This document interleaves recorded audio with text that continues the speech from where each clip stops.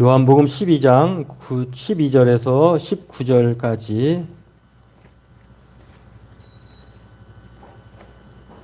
함께 같이 읽겠습니다. 그 이튿날에는 명절에 온 큰 무리가 예수께서 예루살렘으로 오신다는 것을 듣고 종려나무 가지를 가지고 맞으러 나가 외치되 호산나 찬송하리로다 주의 이름으로 오시는 이 곧 이스라엘의 왕이시여 하더라. 예수는 한 어린 나귀를 보고 타시니 이는 기록된 바 시온 딸아 두려워하지 말라 보라 너의 왕이 나귀 새끼를 타고 오신다 함과 같더라. 제자들은 처음에 이 일을 깨닫지 못하였다가 예수께서 영광을 얻으신 후에야 이것이 예수께 대하여 기록된 것임과 사람들이 예수께 이같이 한 것임이 생각났더라. 나사로를 무덤에서 불러내어 죽은 자 가운데서 살리실 때에 함께 있던 무리가 증언한지라. 이에 무리가 예수를 맞음은 이 표적 행하심을 들었음이러라. 바리새인들이 서로 말하되 볼지어다 너희 하는 일이 쓸데없다 보라 온 세상이 그를 따르는도다 하니라. 네, 오늘은 예수님의 예루살렘 입성에 관한 제목으로 내용으로 함께 은혜 나누기를 원합니다. 확진자 숫자가 많이 안 줄죠. 계속해서 뭐 증가세만 이루어지고 있는데 뭐 정점이 빠르게 온다고 하더니 뭐 아직 정점이 또 아닌 것 같기도 하고 그렇습니다. 아무튼 어려움에 하루하루를 살아가고 있는데요. 우리가 평생 우리가 이런 것들을 생각해 보면서 갖게 되는 것은 무엇이냐면 일평생 하나님만 바라봐야 되겠구나. 뭐 좋아진다고 또 나빠진다고 아니라 항상 우리가 하나님을 바라봐야 되겠구나 그런 생각을 갖게 되고요. 또 아까 방금 우리가 312장 찬송도 불렀습니다만 우리가 믿음 중에서 기다리면 또 하나님께서 믿고 의지하는 자에게 하나님은 기억하신다라고 하는 사실을 믿고 날마다 하루하루를 힘들지만 믿음으로 또 소망하며 하루하루 살아가기를 바라겠습니다. 네, 오늘 말씀의 내용은요. 예수님께서 예루살렘에 들어가시는 내용인데요. 요한복음 21장까지 있거든요. 근데 21장 중에 11장 오늘 본문 전까지가 전반부예요. 그리고 12장 오늘 본문 12절부터 내용을 쭉 보면은 21장까지가 후반부입니다. 근데 이렇게 전반부와 후반부의 내용을 보면은 후반부의 내용은 전반부의 내용은 공생의 3년 동안의 내용이에요. 그러니까 이 내용은 상당히 많은 기간에 일어난 일이 12장 그 초반부까지 이렇게 나와 있는데 12장 오늘 본문부터 12절에서부터 쭉 이어지는 내용 21장까지 내용은요. 단 일주일 예루살렘에 오셔서 머무신 예수님이 부활하시고 승천하시기까지의 그 일주일 동안의 내용이에요. 그러니까 시간적으로는 짧은 내용인데 장수로는 길죠. 이 내용인데 그만큼 오늘부터 이어지는 내용이 예수님에게 있어서 중요하다고 하는 것. 그리고 그것을 우리가 알아야 한다고 요한은 그렇게 생각을 하고 있는 것입니다. 오늘 그 시작이 예루살렘에 들어가시는 내용인데요. 입성하시는 내용인데 예수님께서 예루살렘에 들어가는 것을 사건적으로도 볼 수 있고 시간적으로도 이렇게 볼 수가 있습니다. 사건적으로는 어떤 의미가 있는가? 또 시간적으로는 어떤 의미가 있는가? 사건적으로는요. 어떤 의미냐면은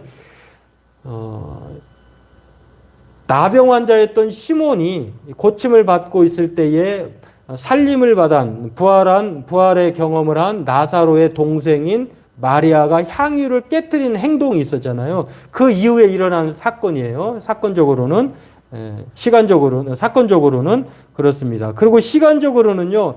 6월절 명절에 들어가셨어요.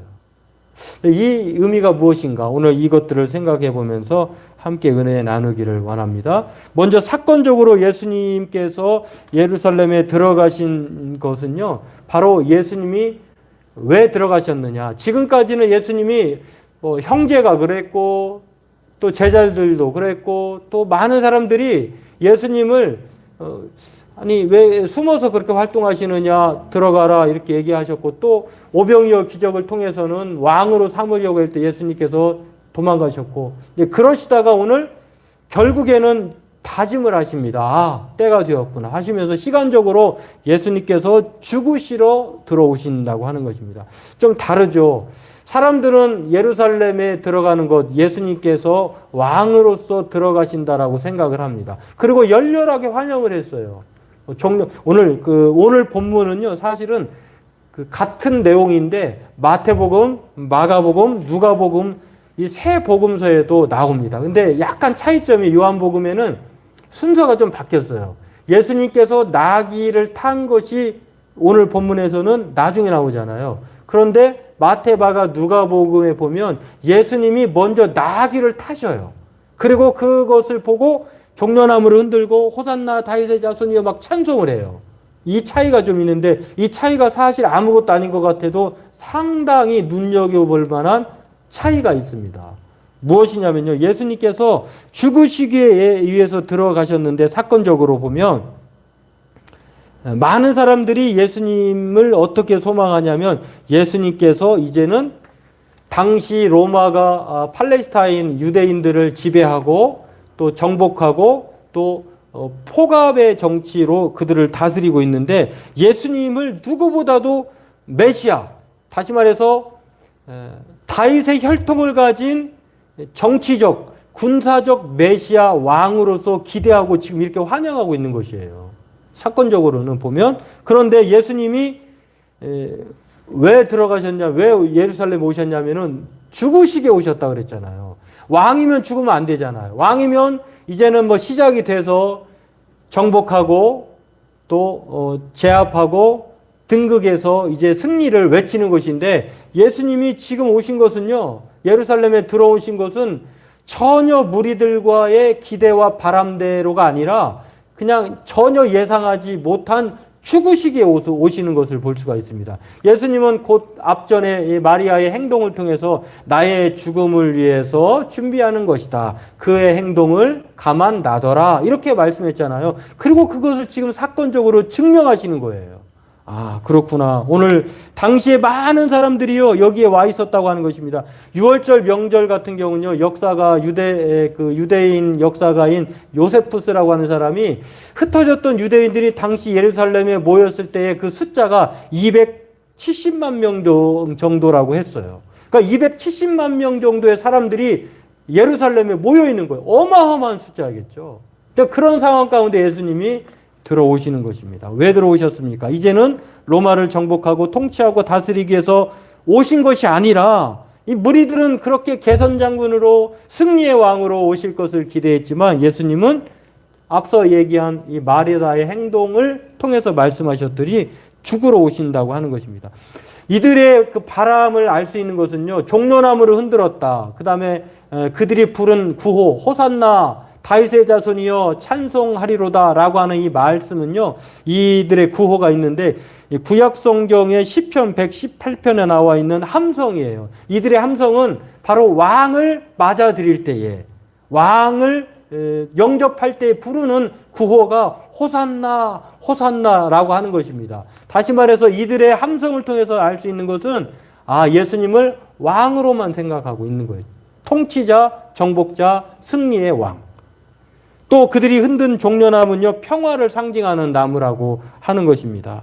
그 나무를 통해서 아람어로는 이제 호산나가 구원하소서라고 하는데, 이 구호를 통해서 또 이 종려나무를 통해서 예수님이 이제는 평정하시는 통치자, 왕일 것이다라고 기대를 잔뜩 하고 있는 것이죠. 그런데 예수님은 이 무리의 기대와 바람처럼 강력한 힘과 통치로 왕으로서 오신 것이 아니라 죽으시러 오셨다고 하는 것입니다. 이게 바로 자기 나라를 강력한 나라로 회복시켜 줄 것을 기대하고 있지만, 그러나 예수님은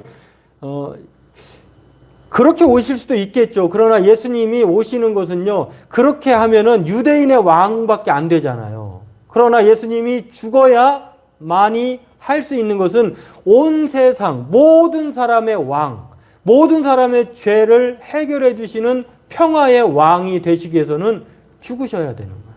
그렇기 때문에 오늘 우리 모두에게 진정한 평화를 주시기에 오늘 예수님께서 메시아로 오셨다고 하는 것입니다. 고난받는 종, 세상 죄를 지고 가는 하나님의 어린 양으로서 예루살렘에 사건적으로 들어오신다고 하는 것입니다.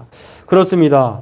우리의 기대와 소망을 생각하고 우리도 무리들처럼 예수님을 이렇게 예수님이 해주셨으면 좋겠구나, 예수님이 이런 분이셨으면 좋겠구나 하는 생각을 우리도 하게 되죠. 그러나 오늘 성경은 우리의 기대와 바람이 아니라 하나님이 원하시는 기대와 바람처럼 예수님은 온 세상의 구주이시고 만왕의 왕으로서 우리의 영혼과 죄의 문제를 해결해 주시기 위해서, 죽으시기 위해서 예루살렘에 들어오셨다고 하는 것입니다. 그러므로 오늘 저와 여러분들도요, 이 예수님 때문에 우리의 모든 죄와 사망에서 해방되었고 생명과 평화를 얻었다고 하는 사실을 기억해야 됩니다. 그래서 오늘 사도 바울은 에베소 2장 13절로부터 18절까지 이렇게 말합니다. 예수님께서 죽으심으로 말미암아 우리에게 일어난 일들을 이렇게 말을 하고 있는데요. 멀리 있던 너희가 그리스도 예수 안에서 예수님의 피로 가까워졌다. 그는 우리의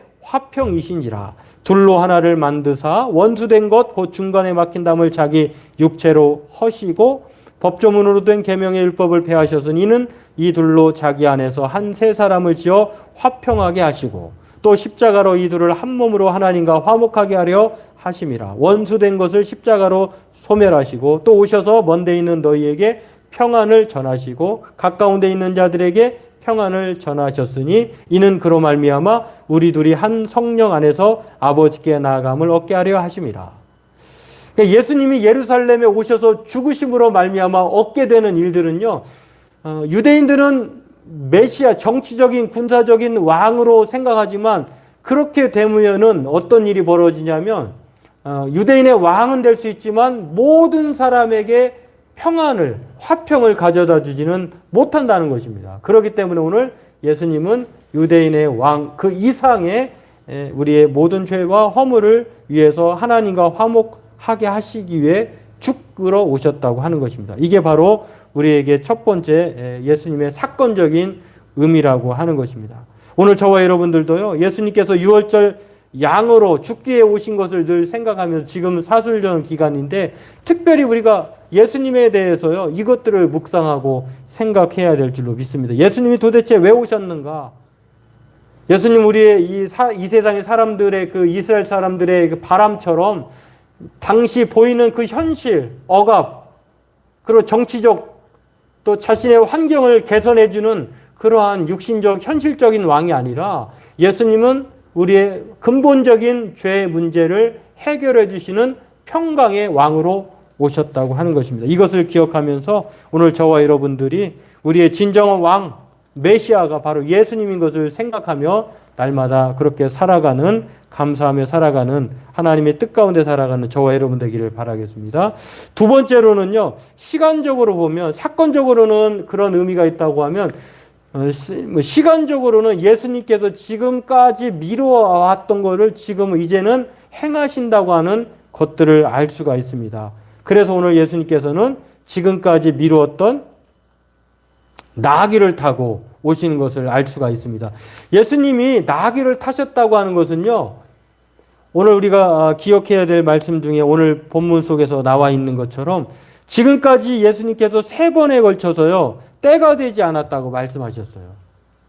요한복음 2장 4절, 7장 30절, 8장 20절. 그런데 지금은 때가 되셔서 나귀를 타고 오시는 것입니다. 나귀를 탔다고 하는 것을 보면은요, 왜 예수님이 말이 없어서 준비를 못해서 급조해서 나귀를 타셨을까?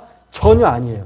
예수님께서 이것을 일부러 타고 오신 걸 알 수 있는데 앞서 말씀드렸습니다만 요한복음이 여기에서 순서를 좀 바꿨는데 마태, 마가, 누가복음에 보면은요, 예수님께서 먼저 나귀를 타고 오신 것을 철저하게 예수님이 준비하셔서 그것을 타고 오신 것을 알 수가 있습니다. 때문에 오늘 예수님이 나귀를 타고 오신 것은요,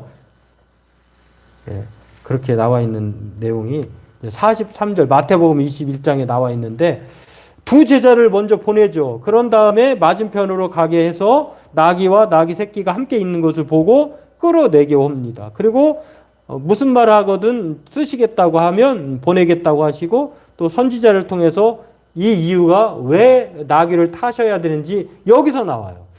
예수님께서 왜 나귀를 제자들을 보내서 미리 준비하셨고 그걸 타고 와서 사람들로 하여금 환영을 받으셨을까? 예수님은 이것 때문에 선지자를 통하여 하신 말씀을 이루려고 하신 거예요. 다시 말해서 예수님께서 지금 예루살렘에 나귀를 타고 들어오시는 것은 이게 바로 시간적 의미로는 바로 하나님의 말씀을 이루시기 위함이라고 하는 것입니다. 이 말씀을 누가 예언했느냐? 이사야 선지자와 또 스가랴 선지자가 하는 말인데요. 이 47절의 내용을 보면은 이렇게 나와 있습니다. 이사야 선지자 이렇게 말합니다. 여호와께서 땅 끝까지 선포하시되 너희는 딸 시온에게 이르라. 보라 내 구원이 이르렀느니라. 보라 상급이 그에게 있고 보응이 그 앞에 있느니라 하셨느니라. 오늘 예수님께서 구원을 주시기 위해서 오시는 거예요. 그리고 스가랴 선지자는 이렇게 말합니다. 시온에 따라 크게 기뻐할지어다. 예루살렘에 따라 즐거이 부를지어다. 보라 내 왕이 내게 임하시나니 그는 공의로우시며 구원을 베푸시며 겸손하여서 나귀를 타시나니 나귀의 작은 것 곧 나귀 새끼니라. 여러분 이것만 봐도요. 요즘에 그 웬만한 교주, 웬만한 신흥 종교 이단의 또 교주라고 하는 사람들의 특징을 보면 다 막 엄청난 그 멋지고 또 힘의 상징인 준마, 흰말을 타잖아요. 이것만 봐도 다 가짜라고 하는 거 아니에요. 예수님이 나귀를 타셨잖아요. 그러면서 자기들이 메시아라고 말하잖아요. 그럼 원래대로 하려면 뭘 타야 되냐? 나귀를 타고 와야 되잖아. 나귀 새끼를. 근데 자기는 그러니까 그걸 보면은 우리가 이 말씀 보면 확실히 저 사람은 가짜야. 저 사람은 메시아가 아니야. 예수님이 아니야. 말로만 봐도 알 수 있어요. 예수님은 나귀를 타고 오셔야 되는데 왕으로서 구원을 베풀기 위해서 오셔야 되는데 이사야 선지자가 그러고 스가랴 선지자가 이렇게 말씀했기 때문에 메시아로서 우리의 죄와 구원과 평화와 화평과 그 은혜를 우리에게 베푸시기 위해서 일부러 나귀를 타고 오셨다고 하는 것입니다. 예수님께서 말을 못 준비해서가 아니라 나귀를 타고 오셔야 하나님께서 예정하시고 계획하신 메시아 구원을 베풀 왕이라고 하는 사실을 보여주기 때문에 그렇습니다. 그렇습니다. 오늘 저와 여러분들에게도 이 두 선지자의 말씀, 오늘 본문 14절에 예수는 한 어린 나귀를 보고 타시니라고 하는 이 말을 통해서 왜 예수님께서 나귀를 타셨느냐.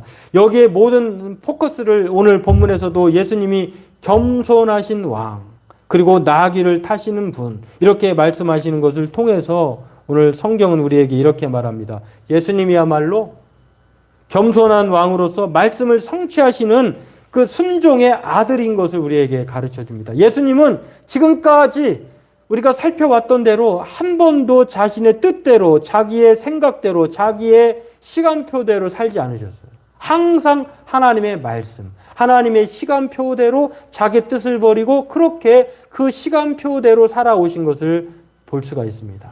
그런 면에서 오늘 나귀를 타고 오셨다고 하는 것은 바로 그 시간, 하나님의 때, 하나님의 말씀에 순종하심으로 그 예수님의 삶을 통해 우리에게 보여주고 있다고 하는 것입니다. 오늘 그 예수님의 우리에게 이렇게 나귀를 타고 말씀에 순종하시고 하나님의 시간표대로 사심으로 말미암아 우리에게 어떤 일이 벌어졌을까요?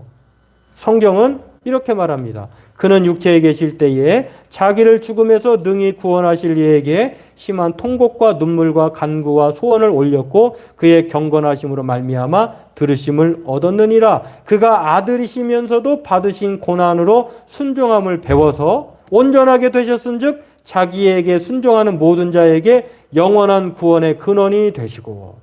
여러분, 이 히브리서 기자가 예수님의 특징을 말하면서요, 아들이어서 하나님이 봐주고 하나님이 기도한 대로 은혜를 베풀어 주시고 기도한 대로 구원을 우리에게 주셨다고 하는 것이 아니에요. 오늘 예수님께서 하나님을 경외함. 그렇죠. 아들이어도요, 요즘에는 그런 분들이 많다고 하는데, 아들이어도 자기 아버지, 부모님을 존경하지 않는 사람이 많잖아요. 근데 오늘 예수님은요, 예수님은 철저히 하나님 아버지를 어떻게 생각하고 계시냐면 경건하심으로 말미암아 들으셨다 이렇게 말씀하셨어요. 하나님을 생각할 때 성부 하나님을 예수님은 성자 예수님은 하나님 어떻게 생각하고 계시냐면은 경건하게 하나님을 생각해요. 그렇습니다. 오늘 성경은요, 이 경건함 때문에 하나님 예수님의 기도를 들으셨다 말씀하고 있고, 또 그가 아들이면서도 아들이니까 봐줘 이게 아니라 아들이니까 더 순종했어요. 그래서 이 순종함을 통해서 온전하게 되셔서 우리에게 뭘 가져다 줬냐면 구원을 가져다 줬다고 하는 것입니다. 오늘 예수님께서 나귀를 타고 오지 않으면 말씀을 거절하는 거잖아요. 하나님의 시간표대로 살지 않는 거잖아요. 그러나 오늘 예수님이 겸손한 분으로 이사야 선지자와 스가랴 선지자가 예언한 대로 그렇게 오심으로 말미암아 그 순종이 우리에게 구원을 가져다 주었다고 하는 것입니다. 그러므로 오늘 저와 여러분들이 이 사건적으로나 시간적으로 예루살렘에 들어오신 그 예수님을 통해서 무엇을 알 수 있느냐면 예수님의 참모습을 발견할 수 있습니다. 예수님은 어떤 분이십니까? 하나님의 뜻을 이루는 분이라고 하는 거예요.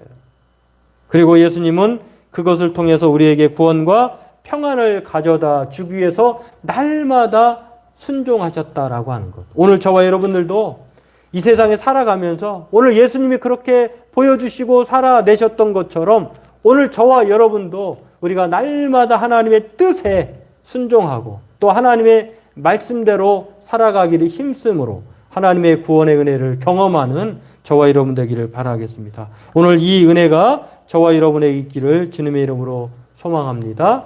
기도하겠습니다. 하나님, 오늘 예수님께서 예루살렘에 오신